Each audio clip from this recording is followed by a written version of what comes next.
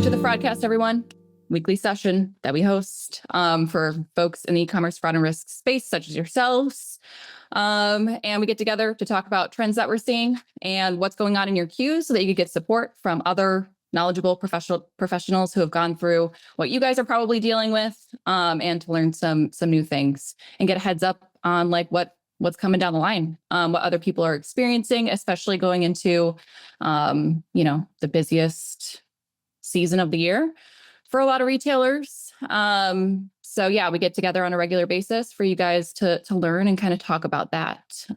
So nice to see you all again. Heads up, we record these sessions so that we could share them out with folks who are unable to join this time with us. And then, do your intros, especially if you're new here.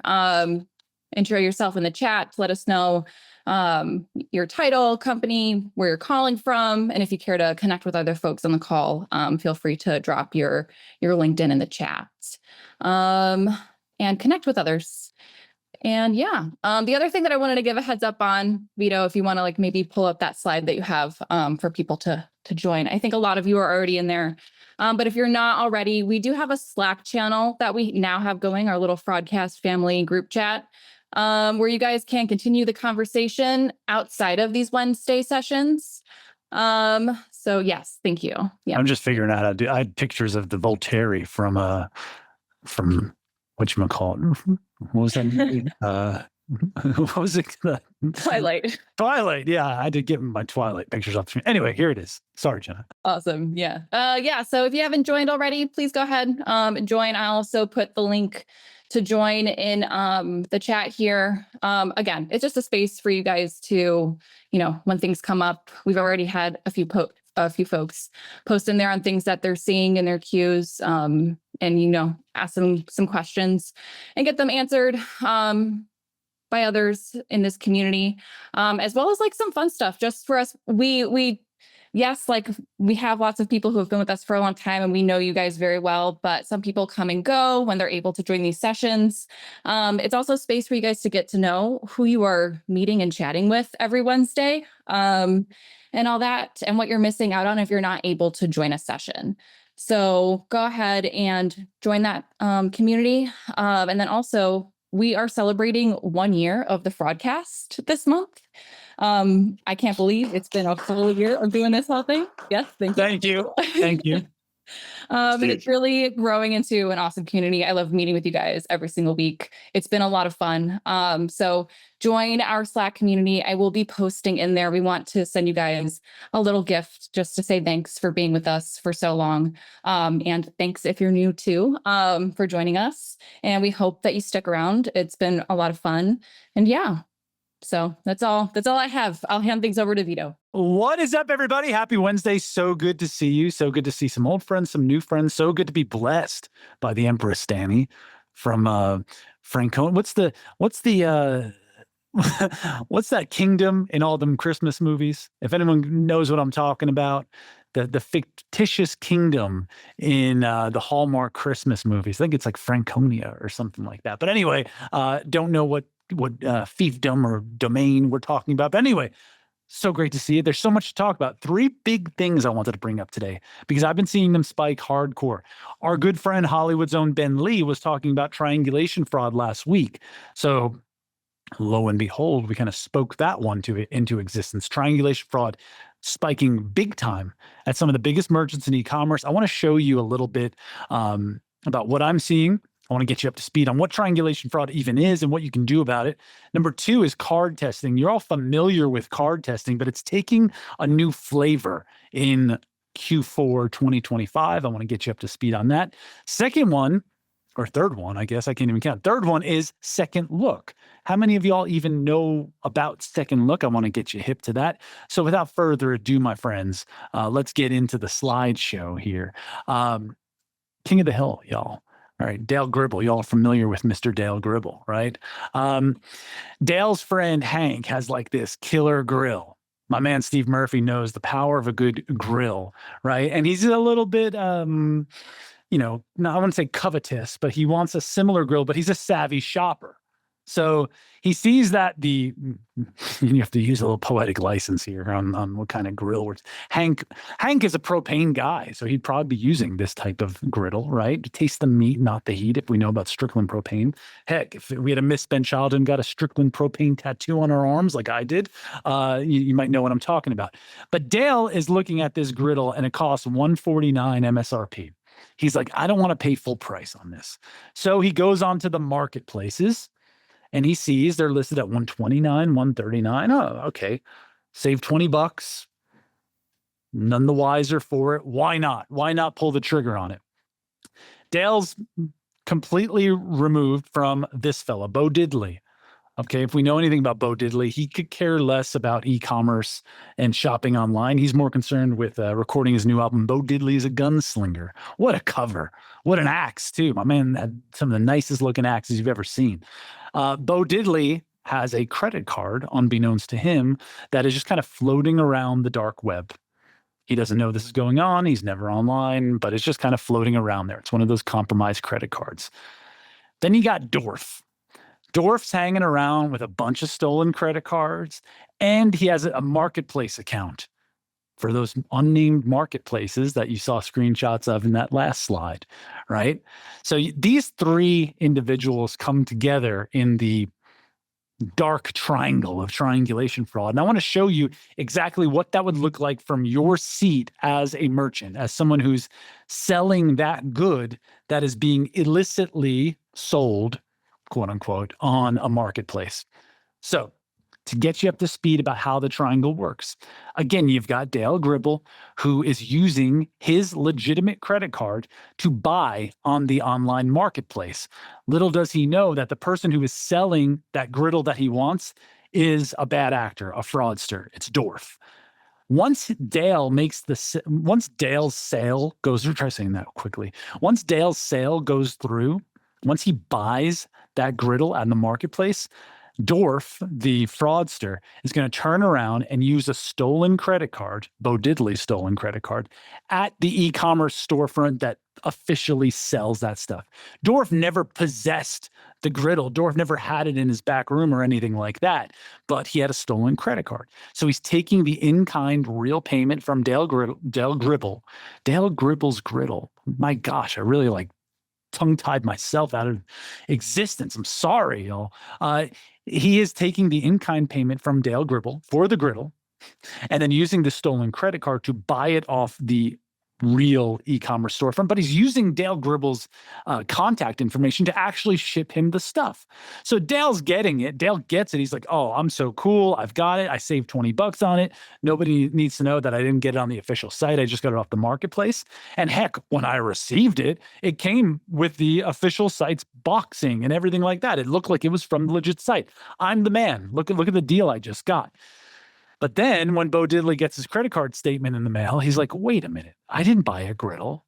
Why is there a $129 charge on my card? Chargeback.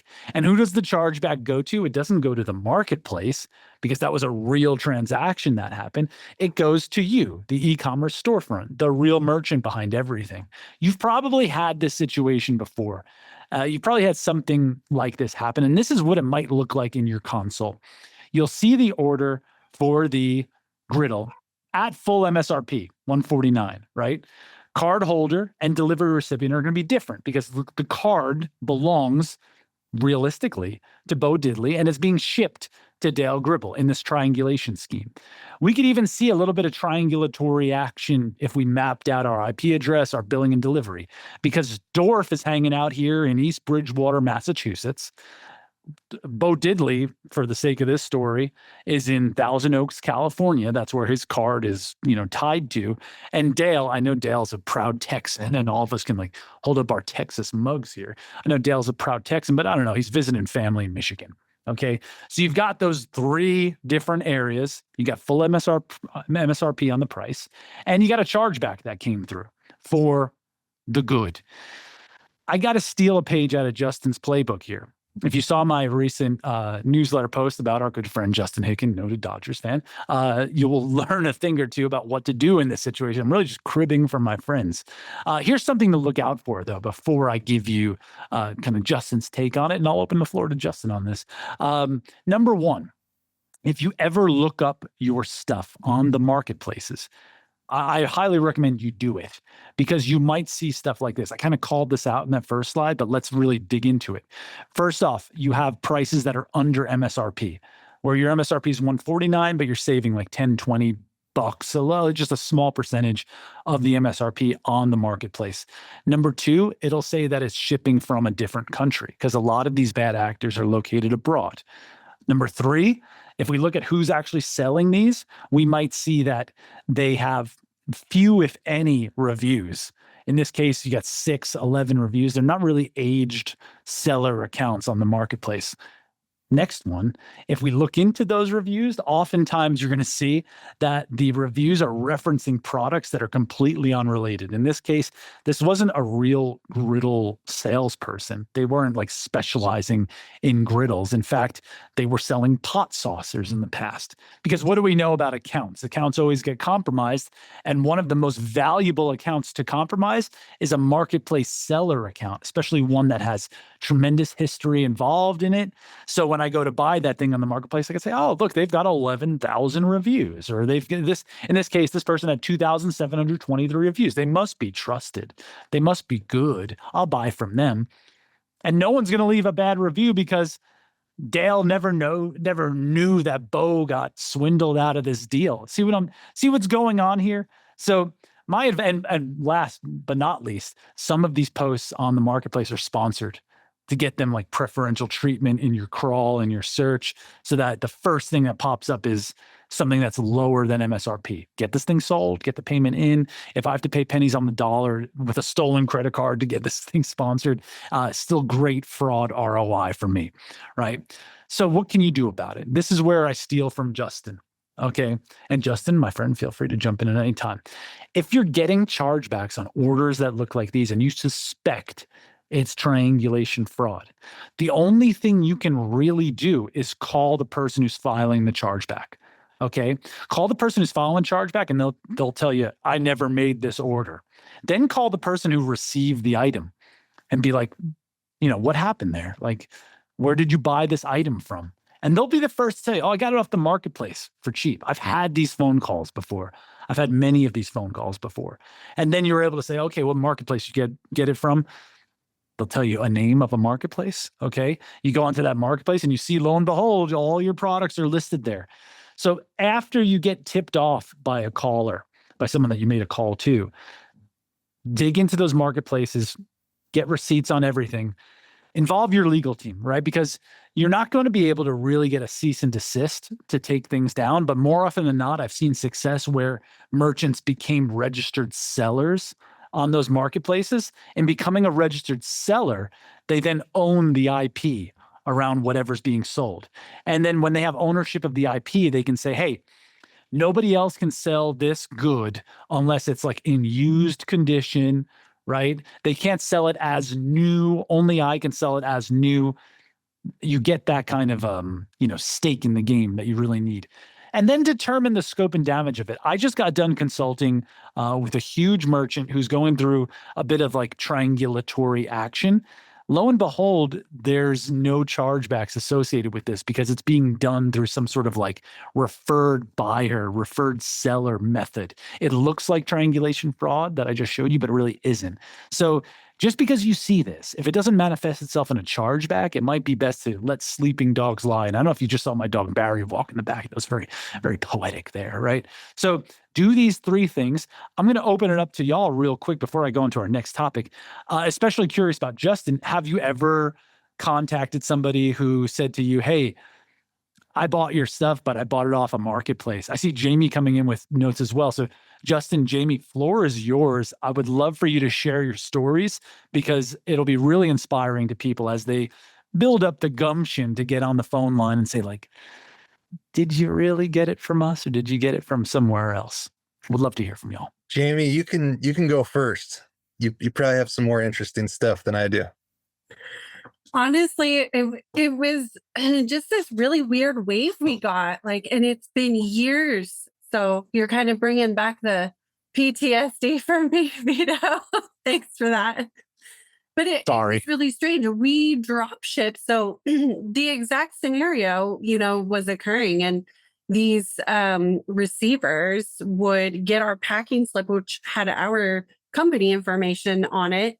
And if like the product was defective or damaged or, something like that, they were just reaching out to us and not their, eBay site that they bought it from. And so we were like confused. And to Ryan's point, it wasn't actually their card that was charged. So we were just like, what is going on?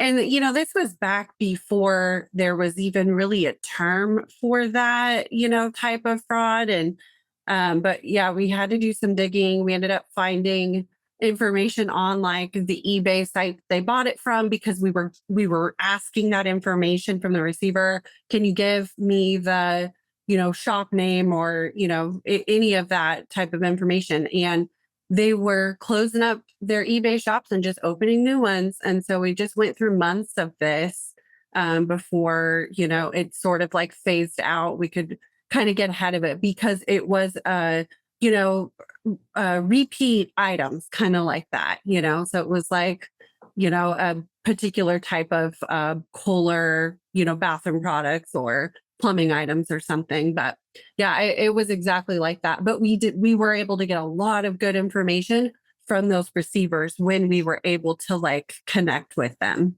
Connect. Now, Jamie, it doesn't sound like you went the route of like any sort of legal. I mean, I don't know if we could talk about it here. I don't know if the statute of limitations has passed or whatever. But like, did you attempt to become a registered seller on the marketplace or anything like that, or did you just play whack-a-mole? Well, oddly enough, like we do have a legitimate marketplace that we have on some of those sites. I'm pretty sure we're still on eBay too, but yeah, so we had to kind of figure out like, is this our marketplace? And then that's, kind of when we went down that rabbit hole, it wasn't actually purchased from our marketplace.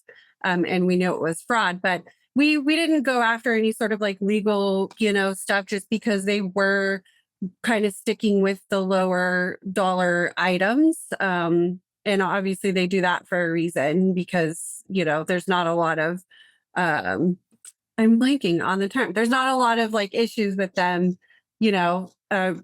recourse or whatever you want to call it. I thought you were going for chutzpah. I don't think chutzpah was the right word, but there you go. All I can think of is Twilight now that you said that. I'm glad I've ruined you today, Jamie. I know. It's the Mondayest Wednesday ever. You get what you pay for with the Fraudcast, guys. I hope you all realize that you truly get your money's worth here. Jamie, thank you for being on the hot seat, which was very much a cool throne for you. Much appreciated. I hope all of you get a little bit of inspiration out of that to do the kind of digging, which might be a little awkward in terms of getting on the phone and being like, what really happened there? Justin, if you don't mind, I got to pick on you, Dodgers. You're basking in the glory of a World Series win, so I got to maybe, temper that a little bit. What kind of advice would you have for people who might be a little reluctant to get on that phone and dial out and actually talk to somebody who ostensibly has no idea that they're involved in some sort of scheme? Well, and if you're digging for an answer that I don't give, you just jump right in. But I was trying to think about this. We had some similar stuff that Jamie kind of mentioned. I mean, nothing that I could look back on and say, oh yeah, we uncovered like this big triangulation fraud scheme, but maybe it was happening and we just never got to it. But yeah, we would have a lot of eBay, some Amazon, really like if you searched Cozy Earth, you'd find it being sold by random places. And I know over the years, what we tried to stress to the customers and on our website was, look, we have a very generous return policy. We have a very generous warranty policy. That stuff only you can take advantage of it if you have an order number because you've ordered it directly from our site. If you happen to get the product elsewhere, sorry, that we can't honor those policies. But then, yeah, I do remember times where it's just like, hey, what happened here? Or like, what, I know we've talked in the past, and I'm not necessarily, saying this is the way to do it. Cause I know Shelly's talked about like just kind of outsourcing everything, and she doesn't have to necessarily get into the weeds on it, which I think is great. But at least over the years, it kind of helped me to learn processes. And yeah, you just get on the phone and call these people. And, number one, if the number's not active, that gives you an idea what's going on. But if you're able to get a hold of somebody, and even if you have to leave a voicemail, lots of times they'll come back and say, oh yeah, well, here's what happened. Or, oh yeah, I filed a chargeback because X, Y, and Z, or some other really random reason. Or maybe they were expecting to have it delivered and in a quicker amount of time. And we say, well, aren't you getting our notifications to your email that we confirmed the order, that the order was shipped, that the order's delivered? Like, just, I don't know. It kind of helped to open our eyes, at least, of, maybe the communication between company and customer. But yeah, I mean, for me, I would just say, don't be afraid to do it. Or if you're coaching people to do it, just say, get on the phone, immediately establish that you're not a solicitor. You say, I used to do it myself. I'd say, hey, this is Justin with Cozy Earth. I'm calling in regards to an order that you placed with us, right? Try to get that there immediately.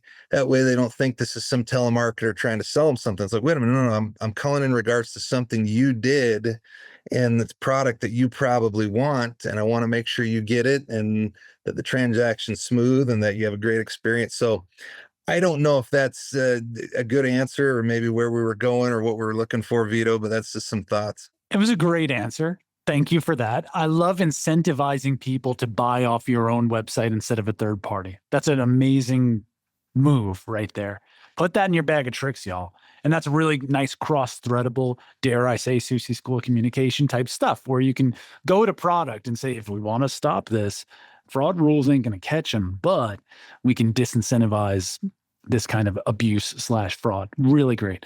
And Justin's point is the point to make, right? Like, if you can just take what's the song? Just breathe, just take that deep breath and get on the phone. You're going to find some stuff. You got to leave some voicemails. You're going to get some information out of it. So thank you, Justin, again, for being on the hot seat, which was very much a Dodgers blue Chavez Ravine themed cool throne for you. Our good friend and Sherlock Holmes disciple, Lynn says, we found that the phone and email address supplied with the orders is usually bogus, and the bad actor uses the receiver's name as the card holder. So Lynn, are you getting a little bit like of an AVS failure tip when you see these kind of triangulated signals, or is it like too little too late? Usually we're not seeing an AVS error because they will use the cardholder's address information, but they just change out the name. So it's close enough that it's fine. But a lot of times, like someone else said, it's the same product. So we kind of monitor products that we're seeing that happen to. And if it's not jiving, then we'll go ahead and cancel that order. And I'm like, nope, not going to get it. And if it's, a false reaction, then hopefully that customer will come back and buy it properly. Well, but usually we haven't had feedback coming back on those. So yeah. For sure. Because you do have a happy buyer who just got a discount on something. So they have no. Tricky. It's a tricky situation. Well, you've also segued our next point, which is knowing your product very well. Emma's here. Emma, hello. You don't need to get, you can keep being off camera if you'd like. I just want to say hello to Emma. In my recent news, hello, Emma, there you are.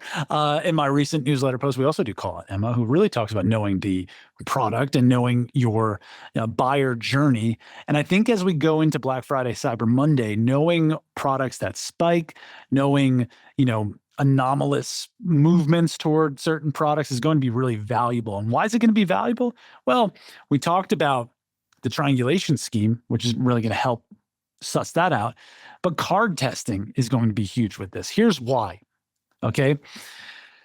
I don't know how many of you get into the nitty gritty in terms of like being a bad guy and doing card testing, but they all run off something called checker services, where they can easily get into an API endpoint for something like Stripe, some sort of like demo site where it's like, hey, see if this card is valid. Like we're selling this to merchants. We're selling this to, places of good repute, but you could use it in a nefarious way to check if your card works. Well, it turns out that in the beginning of the year, all of those kind of checker sites started dropping like flies, to use the words of Doctrine on the cardpro.cc blog. I know my friend Ryan McDonald's very familiar with this here blog. I found it through Scope now. So, those checker services are drying up. And in order to like get around that, you have to do a little bit of like work. And we know one thing, good actors really don't like work and bad actors hate work. And the work that you have to do to kind of make your own checker sites, like find new API endpoints and access them through some sort of bot that you're building on your own, is a little difficult. So rather than going that route, again, no easy buckets, rather than going the route of building your own checker service, I've noticed over the last year that just like wolves who have to migrate to find new prey and have to go to like tougher climes, colder areas, etc., have to like split, smaller animals and do all this kind of like work that isn't really good for them, the bad actors are doing something very similar. And this means going up market on the SKUs that they're targeting. We're so familiar with card testing being something that goes after, your $1 donation or something that's like super cheap. But I've seen a spike in it for things that are between $15 and $30. In fact, this spike that I'm calling out right here happened 2 days ago, where a specific gift card, an e-gift card, a $25 e-gift card, went from seeing between 1 and 5 orders a week at an e-commerce site to seeing 10,772 orders in a day. Okay. How do you catch that spike? Well, you could use all the signals you want, but in reality, it's about how many orders did this SKU have last week versus this week. Something as simple as that. And once you start to 2x, 5x, 10x that number, something is up.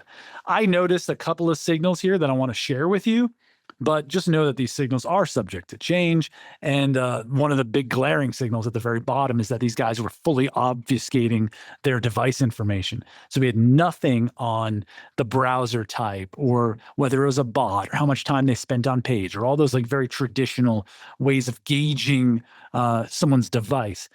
VPN usage was almost always true. And the SKU price is between $15 and $30. But I got a good metric for you. I got a big, fat, stinking number for you. This one blew my mind because I presented this slide at MRC this year, and I only had 2024 data.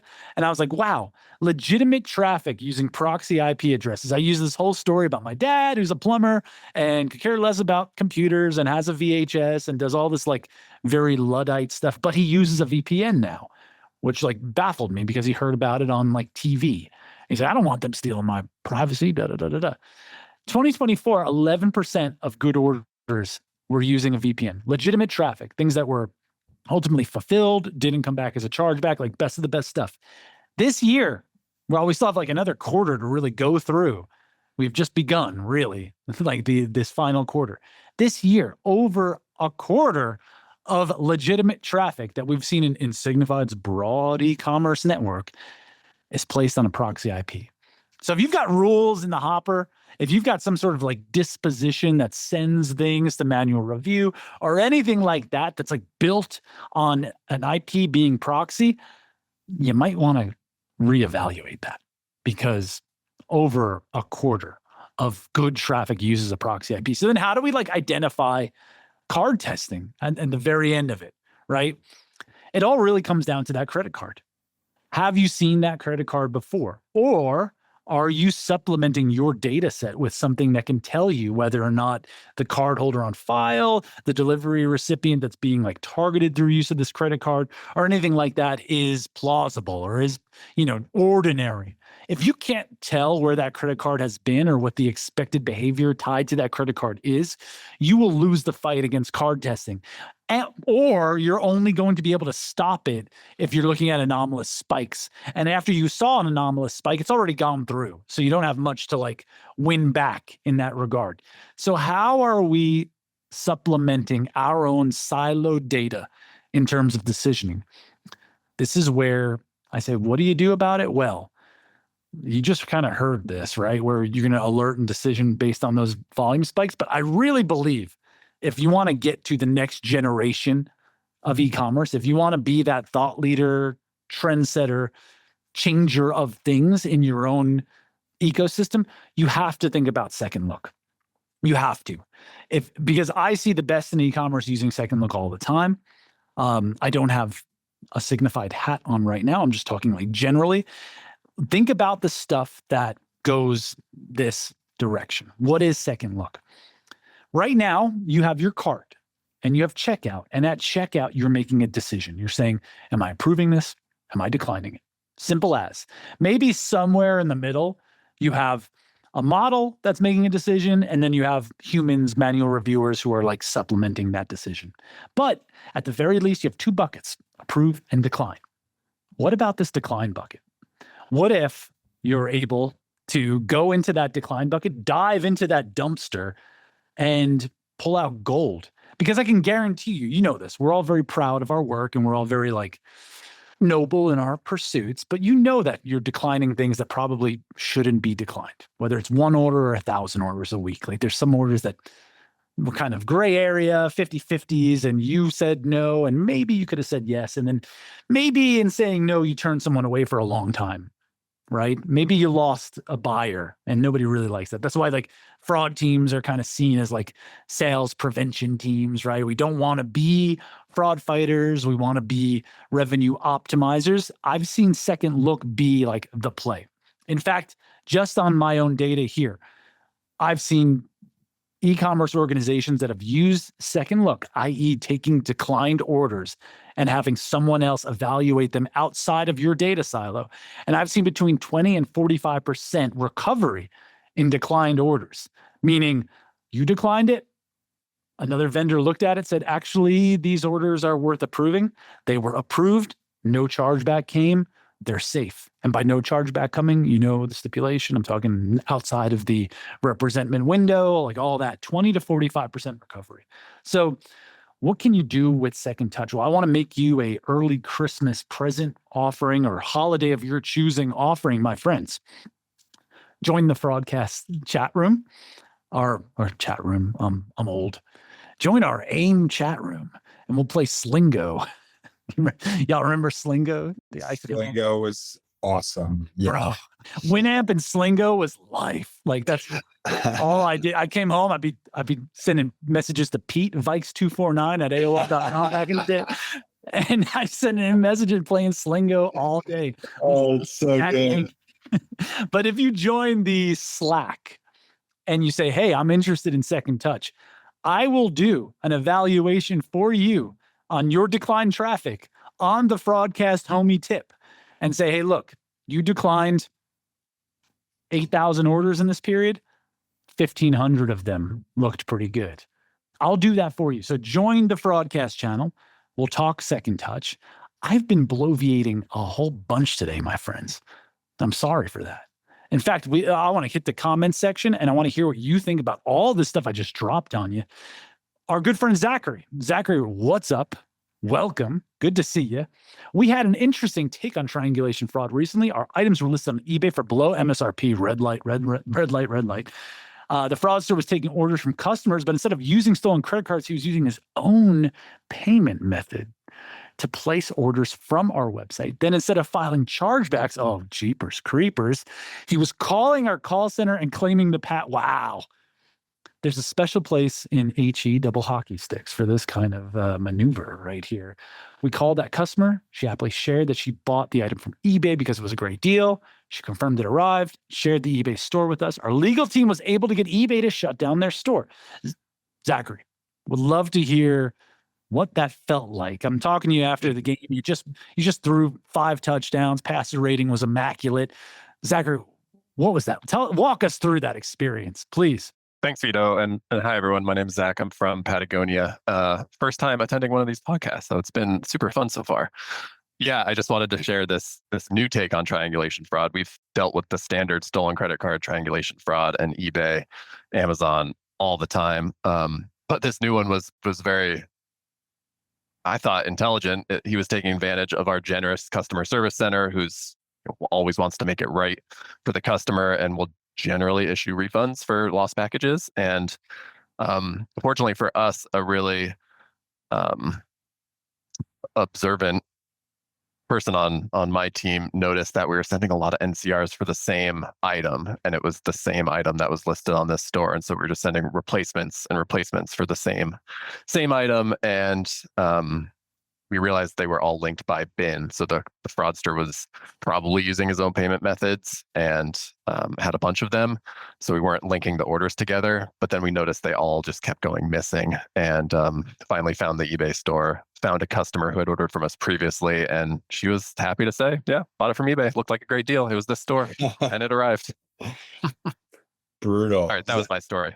Zach, a question here. Murph, great to meet you. I used to work for a final mile carrier in the US, and one of our clients was Nordstrom.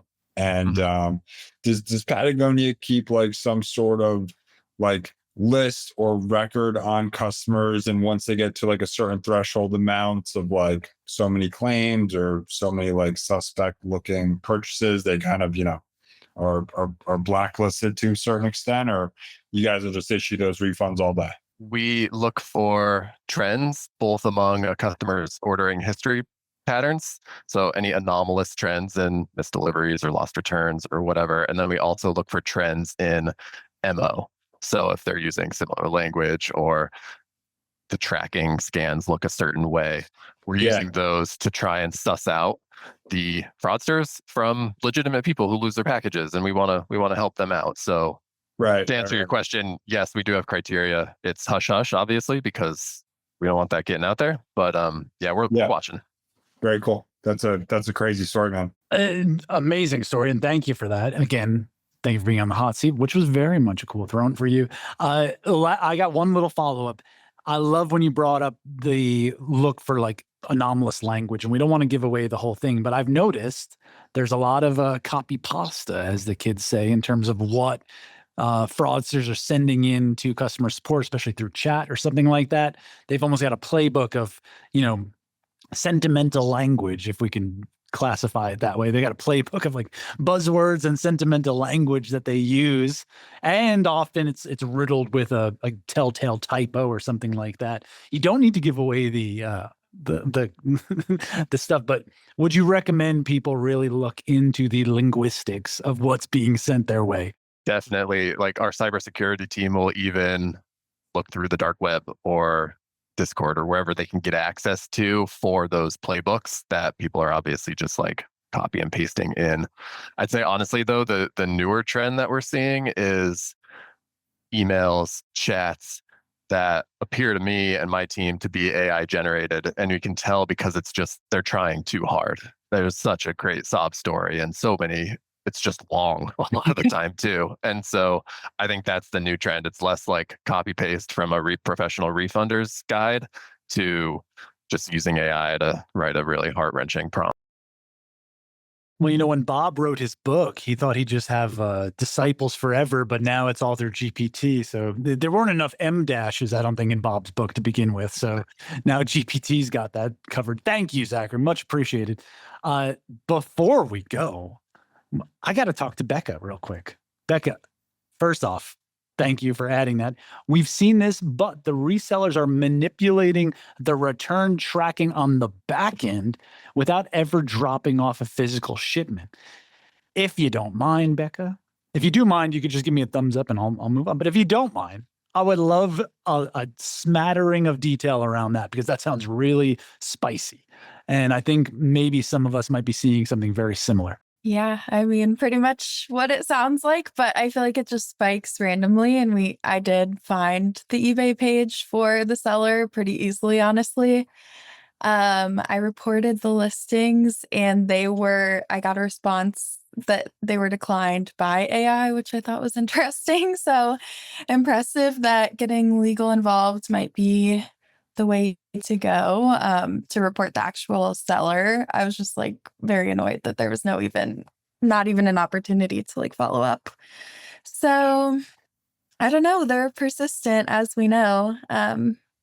Yeah, just trying across a bunch of different accounts, a bunch of different addresses, devices, all linked to the same person. So they were easy to find, but I feel like harder to take down because they're very incentivized to keep doing it. So Yeah. that's what we're seeing. Well, thank you for that, because you got me on my soapbox here for the last second. I am just so, it really gets my goat when we try to report something on Facebook, on any of these places, and you get that AI response saying like, we looked into this and like, it's actually fine. I was on a I was on a crusade against these scammers who were doing Walmart Spark orders and DoorDash and like deliveries, and it's crazy stuff. You want to talk about like people being taken advantage of and like really nefarious practices. I was at a baseball game and I was talking to a guy next to me. My wife wanted to throw me in the garbage because all I did was talk to this guy the whole game, some stranger. And he's like, yeah, I've been doing DoorDash, I've been doing Spark, and you got to see what's going on there. I was reporting every post where people were trying to like buy accounts and do all this stuff. And Becca, 9 million emails in my inbox, like, thank you for reporting, but actually, like, you're a jerk. Like, how dare you? Like, you know, and everything is fine.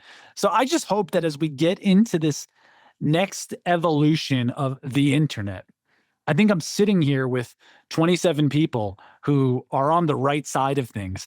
I just hope that we can use the things that we found, the stories that we have, the stories that y'all have provided today, which I'm so grateful for. I hope they help you out for Black Friday, Cyber Monday. I just hope we can use our vantage point for good to say that, guess what? There's some actual real bad crap going on from stuff that doesn't look so bad to the untrained eye, for, you know, shirts or gift cards or whatever we're selling. It all has a trickle down to human trafficking and the worst things on earth. So please stop these things on our bit. Like, I will help you out. Yes, try getting something taken down from Facebook Marketplace. I mean, it's easier to get Pearl Jam tickets, as I used to say back in the day, right? So that's my diatribe for the day. I want to thank everyone who came out. This was a real fun one. I want to thank you if this is the first time you've come out. I especially want to thank Empress Danny for gracing us with her presence. Danny, much appreciated for giving me you put a smile on my face today. I just loved seeing you come through. But I hope you have a blessed rest of your week, y'all. This is truly just an absolute gem. As Jenna said, it's been a year. It's been an awesome year. I look forward to the next year. Read the blog because it's not about me. It's about y'all. Check it out, riskwithvito.substack.com. It's in the Slack page. Come on out to Slack and I'll get you that second touch look. That sounds weird. I will evaluate your declined traffic for further information to see what kind of uplift you could get. Jamie's talking about a 90% uplift on second touch. Oh, wowzers. Let's see if that's what you've got going on. But until next week, my friends, have a beautiful one. I'll see you on Slack. And until then, y'all are the best. Thank you for lighting up my life, y'all.